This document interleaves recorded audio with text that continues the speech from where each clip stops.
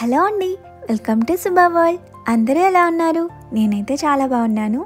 ఈ వ్లాగ్ అయితే మా కమ్యూనిటీలో వినాయక చవితికి చాలా బాగా సెలబ్రేట్ చేసుకుంటామండి. ఇది లాస్ట్ డే 5th డే అనమాట. ఈరోజైతే వినాయకుడిని నిమజ్జనానికి అయితే తీసుకెళ్తున్నాం. అప్పుడు తీసిన వ్లాగ్ అనమాట ఇది. ఎడిటింగ్ కొంచెం లేట్ అవడం వల్ల చాలా లేట్గా పోస్ట్ చేస్తున్నాను. వ్లాగ్ మాత్రం కొంచెం లెంతీగా ఉంటుంది, కానీ ఇంట్రెస్టింగ్గా ఉంటుంది. ఖచ్చితంగా లాస్ట్ వరకు చూడండి. లైక్ చేయడం మాత్రం మర్చిపోవద్దు. ఇక సెలబ్రేషన్స్ గురించి మాట్లాడాలంటే మా లేడీస్ అంతా 1 అవర్లో కోలాటం నేర్చుకొని 3 to 4 అవర్స్ దాకా నాన్ స్టాప్గా కోలాటం వేస్తూనే ఉన్నారండి. ఏ సాంగ్ పెట్టినా కూడా అదే స్టెప్స్ వేస్తూ చక్కగా నవ్వుకుంటూ ఎంజాయ్ చేస్తూ వేశారు. నార్మల్గా కోలాటం ఫార్మేషన్స్ కరెక్ట్గా రావాలంటే 1 వీక్ దాకా ప్రాక్టీస్ ఉండాలి. తక్కువ ప్రాక్టీస్ చేసినా మా వాళ్ళైతే బాగా చేశారు. వ్లాగ్ మధ్యలో ఇలాంటి క్యూట్ హీరోస్ వస్తుంటారు, చూసేయండి. ఎందుకంటే కోలాటం ఒక్కటే చూస్తే బోర్ కొడుతుంది కదా, అందుకే.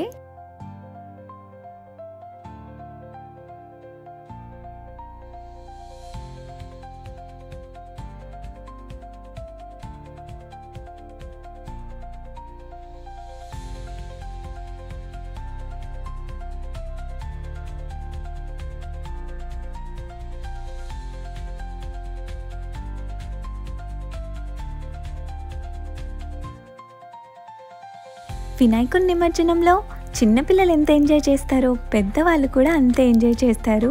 ఆ కలర్స్ పూసుకోవడం కానీ, డ్యాన్సులు వేయడం కానీ, వాళ్ళలో ఉన్న చిన్నపిల్లల్ని బయటికి తీస్తారనమాట. చూడండి, చిన్నపిల్లల్లాగా ఎంత బాగా కలర్స్ పూసుకుంటే ఎంజాయ్ చేశారో.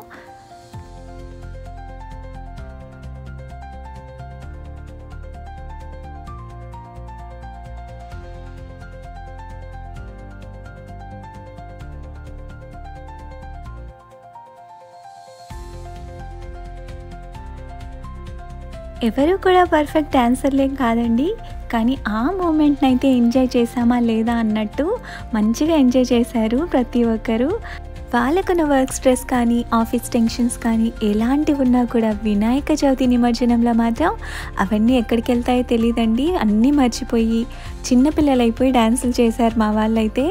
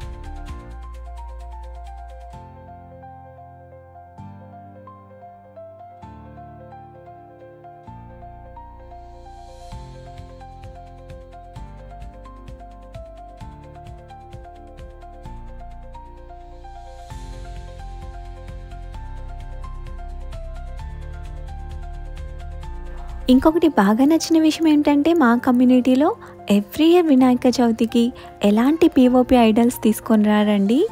ప్రతి ఇయర్ ఇలా మట్టి బొమ్మనే తీసుకొని వస్తారు. ఏ బొమ్మ అయితే ఏంటి పూజ చేసుకోవడానికి అని కొంతమంది అంటూ ఉంటారు, కానీ చాలామందికి తెలియని విషయం ఏంటంటే పీఓపీ ఐడల్స్ వల్ల వాటర్ ఎంత పొల్యూట్ అవుతాయో చాలామందికి తెలియదండి. ఆ ఐడల్స్ వాటర్లో డిజాల్వ్ అవ్వడానికి చాలా మంత్స్ పడుతుందంట. నిజంగా చెప్పాలంటే మనం వాటర్ని పాయిజన్ లాగా మార్చడం. ఆ పీఓపీ బొమ్మల్ని డెకరేట్ చేయడానికి వేసే పెయింట్స్లో కూడా చాలా రకాలైన హార్మ్ఫుల్ కెమికల్స్ ఉంటాయండి. మెర్క్యూరీ కానీ, కార్బన్ కానీ, లెడ్ కానీ, ఇలాంటివన్నీ. ఇలాంటి కెమికల్స్ కలిసిన వాటర్ మనం తాగితే మనకేమవుతుందో ఆలోచించండి. వీలైనంత వరకు మట్టి బొమ్మను తీసుకొని వచ్చి పూజ చేసుకోవడానికి మాత్రమే చూడాలి. లేదు అంటే పసుపు ముద్దను తీసుకొని బొమ్మను చేసి పెట్టుకొని పూజ చేసుకోవచ్చండి. దేవుడేం కొట్టడు మనల్ని. ఈ విషయం అయితే ఆల్మోస్ట్ అందరికీ తెలుసు. తెలియని వాళ్ళకు మాత్రమే నేను చెప్తున్నాను.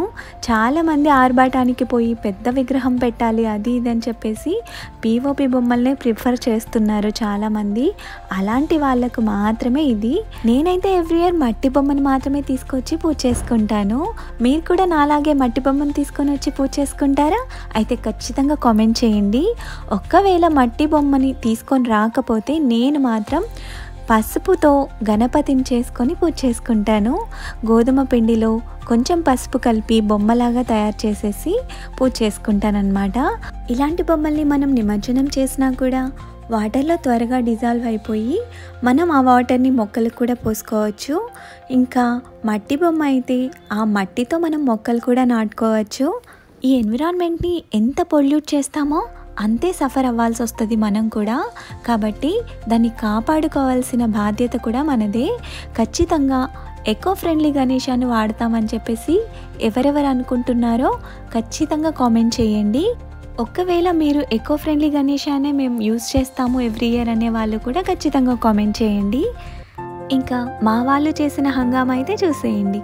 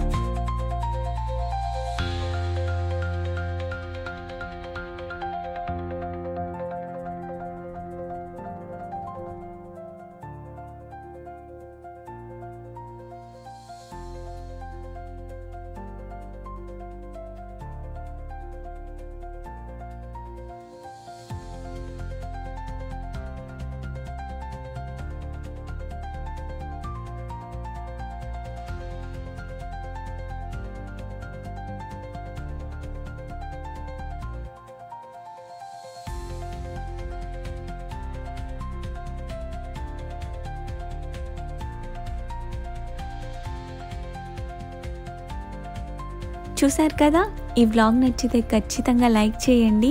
నా ఛానల్ని అయితే సబ్స్క్రైబ్ చేసుకోండి. ఇక్కడ మా గణేశునికి అయితే వీడ్కోలు చెప్తున్నాం. బాయ్ బాయ్ గణేష అని కూడా అరుస్తూ ఉన్నారు పిల్లలైతే. ఇక్కడ చూడండి క్రాకర్స్ కాల్చి వినాయకుడికి లాస్ట్లో హారతి ఇస్తూ ఉన్నారు.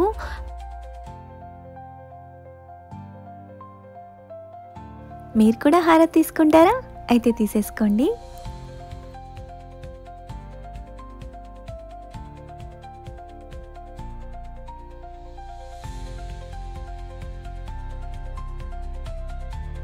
అంతేనండి, మా కమ్యూనిటీలో జరిగే వినాయకుని నిమజ్జనం సెలబ్రేషన్స్ అయితే ఇలా ఉంటాయి. మీకు నచ్చినట్లయితే ఖచ్చితంగా లైక్ చేసి కామెంట్ చేయండి. సబ్స్క్రైబ్ చేసుకోవడం మాత్రం మర్చిపోవద్దు. Thanks for watching.